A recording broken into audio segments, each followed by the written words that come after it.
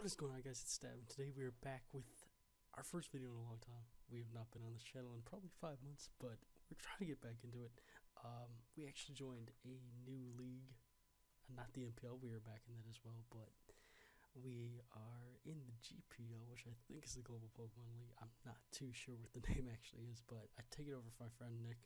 We got a nice and powerful team, and this is going to be our week 1 team builder, but just a little filler. I will be uploading a draft analysis of my new NPL team. We changed the rules around a little bit this year, so it should be a pretty creative, pretty versatile, pretty good team, considering Trev helped me quite a bit. But yeah, as far as this other league, we've got basically the same rules except for 2 changes of sorts. Well, actually 3, but the NPL allowed Landorus this year, so that's not really a change. But Mega Metagross is allowed, and Protean Greninja, so I'm facing a pretty powerful opponent, and his name is Wyatt. Let's go ahead and look at the teams real quick here. I'll bring my team up first. My team consists of Greninja, Protean allowed, Cresselia, Umbreon, Arcanine, Heliolisk, Weezing, Excadrill, Druddigon, Hitmontop, regular Hoopa, and Hoopa Unbound as well, but that's on a different team because obviously they're different Pokemon. And one of my personal favorites, Mega Altaria. Really balanced, really fun team to use, it's going to look like. And we got some of my favorite mons in Heliolisk and Cresselia. If you guys watched last season's draft, you'll notice that I do still have some of the same mons, so I'm pretty comfortable using this team. Like I said, I did not draft this team. I took over the team mid-season, so I will not be doing a draft recap because I'm not really sure what Nick was thinking when he specifically drafted these mons. But we will be taking the LA Landorus and Wyatt in our first match of the year, and his team consists of Hydreigon, Ferrothorn, Chandelure, Tentacruel, Rodent Cut, Mo, whatever you want to call it, and Aromatisse, Manaphy, Mamoswine, Miltank, Hitmonlee, and Mega Metagross. You're seeing there, he's packing the Mega Metagross, the threat. We got some serious threats too in the Altaria and the Heliolisk, and of course Protean Greninja, like I've already mentioned. And he's bringing a Manaphy, which if you guys watched last season battle, you know the power that possesses. Anyway, so this will be the first team builder, and without further ado, we're going to actually get into said team builder. Here we go. We are finally back with another video, and it's good to be back in team builder, good to be back prepping for league. As you guys know, my boy Trevor Forrest will be joining us again, or maybe you didn't know that. Well, you know it now.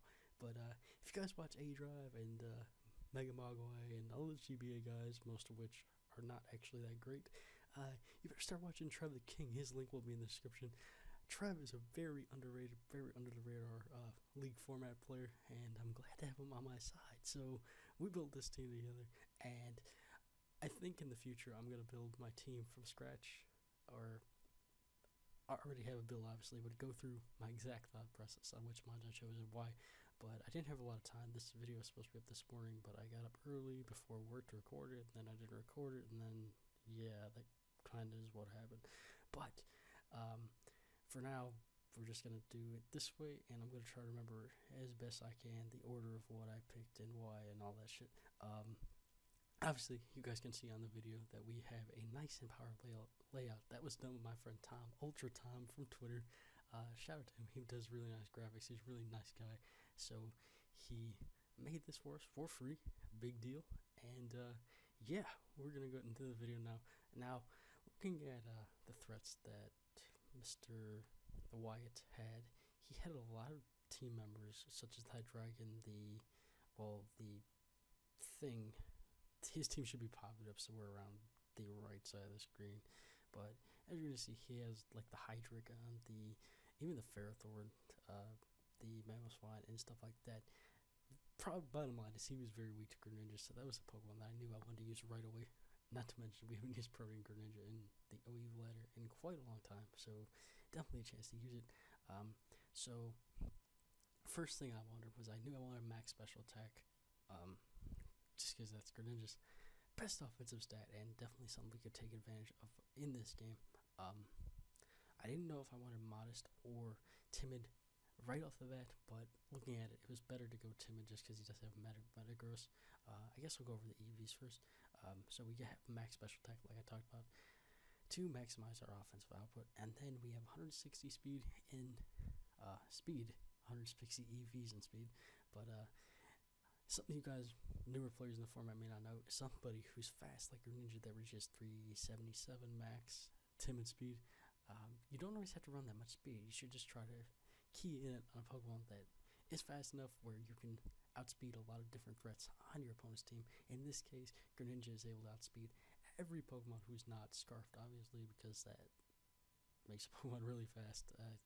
Gives about 1.5, 5 times speed, and obviously it's not possible for us to outspeed that, but I do outspeed Mega Metagross, which is his fastest non-Scarf Pokemon. So that explains the EVs.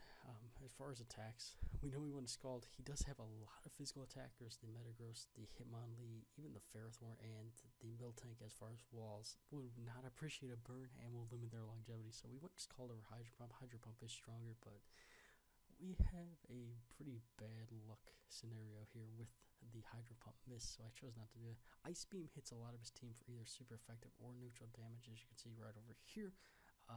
Dark Pulse had good stab, plus it was our best attack to hit a Mega Metagross. Now, I did 80% minimum with this EV configuration, but I did have a pretty good I should say that I did 80% chance. Okay, I think it did like 85% minimum, but also Dark Pulse has a handy flinch chance. Now, Hidden Power Grass was the final move on the set, and kind of in the team building process, I kind of shifted between a lot of different moves. Originally, this was U-turn for some nice utility form of Volturn core with the Pokemon we'll be introducing in a little bit here. It was also Aerial Ace in case he brought Hitmonlee, but it only did like 60%.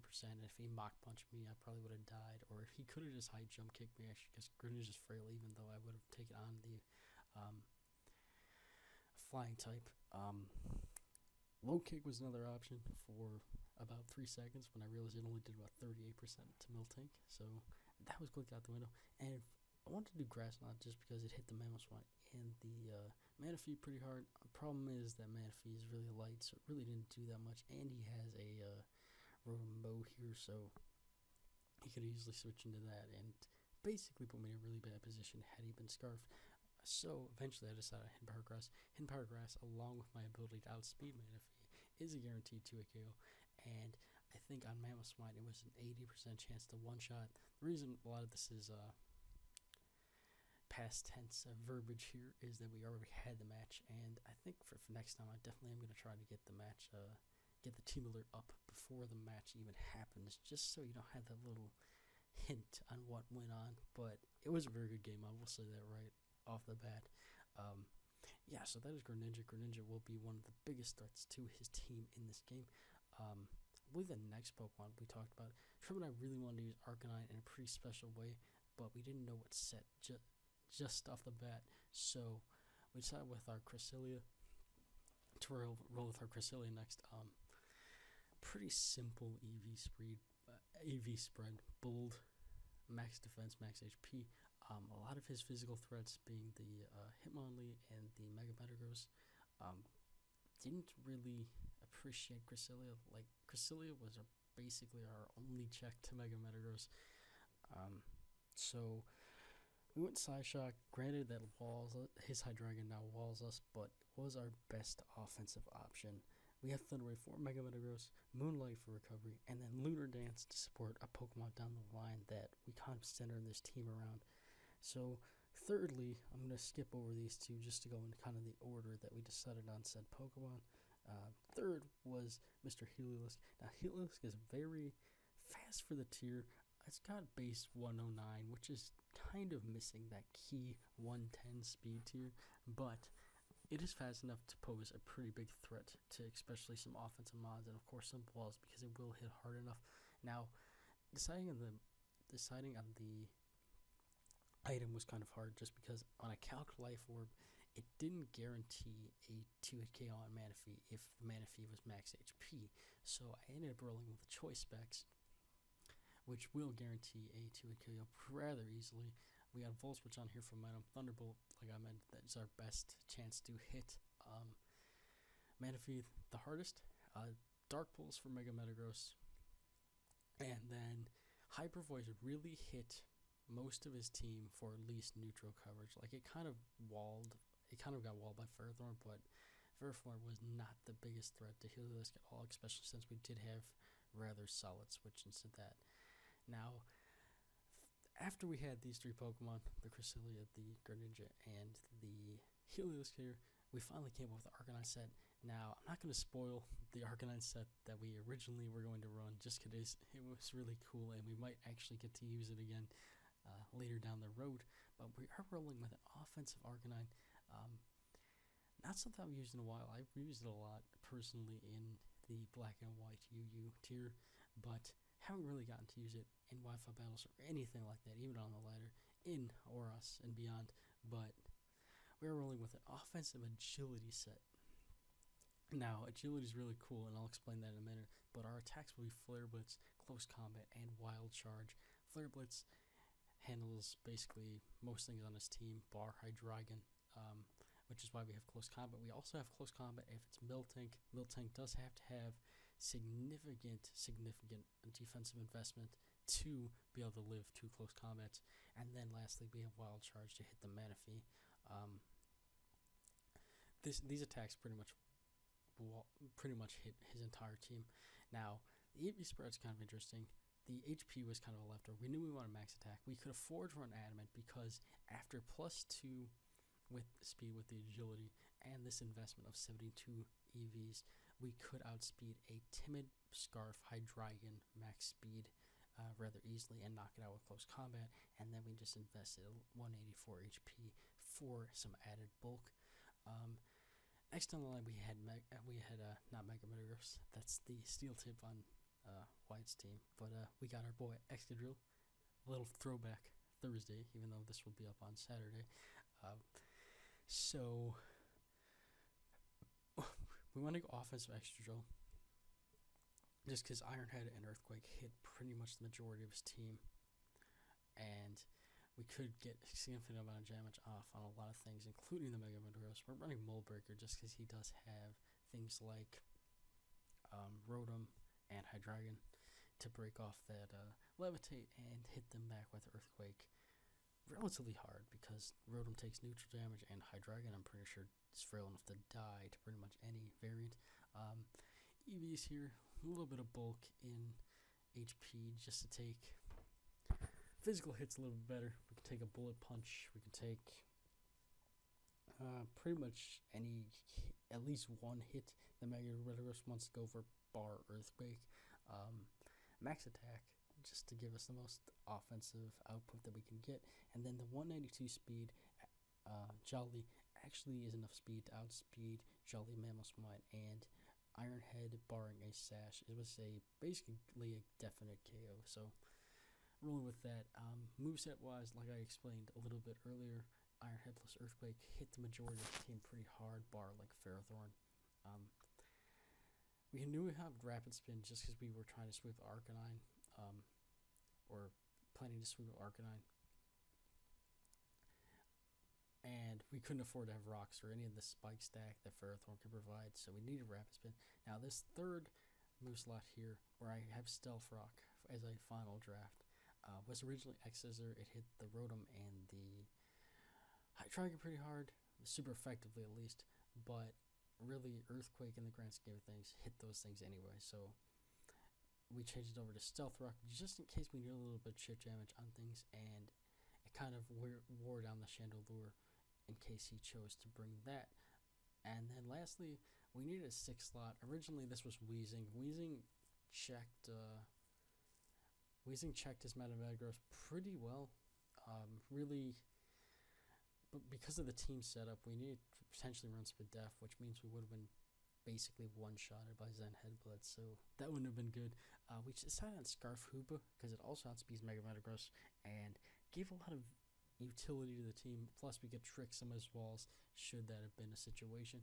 We're rolling with Psyshock, Shadow Ball, Focus Blast, and Trick. Hits most of his team, like I said, for neutral coverage minimum, as well as does about 80% to Mega Metagross minimum, so that's pretty good, solid check. EVs wise, we are running a Modest Nature. We didn't really need Timid to outspeed Mega Metagross. 232 speed reaches, I believe, 352 with Scarf, which Mega Metagross is 350, so that outspeeds it by 2 points, or maybe 1. It was 1 or 2 points.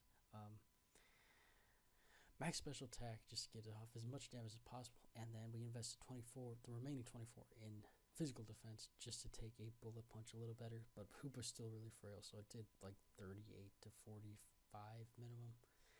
Anyway, that is the team. I guess you guys can leave in the comments. Leave a comment. It's always nice. I always read all of those. As you can tell, I am really out of practice as far as recording videos and kind of explaining what's going on here. They will be better in the future, I promise. And I do have some different segments that I plan to install in future videos. Team builders, I should say. So look forward to those. Also, tell me in the comments if you prefer this laid out thing where I just explain the mod individually, or would you like to see me build the team again from scratch and kind of talk from there? Yeah, this has been Stab, and leave a like, leave a comment, subscribe if you want to. You don't need to, but it would be cool. And yeah, until next time, well, until the battle. So I'll see you guys.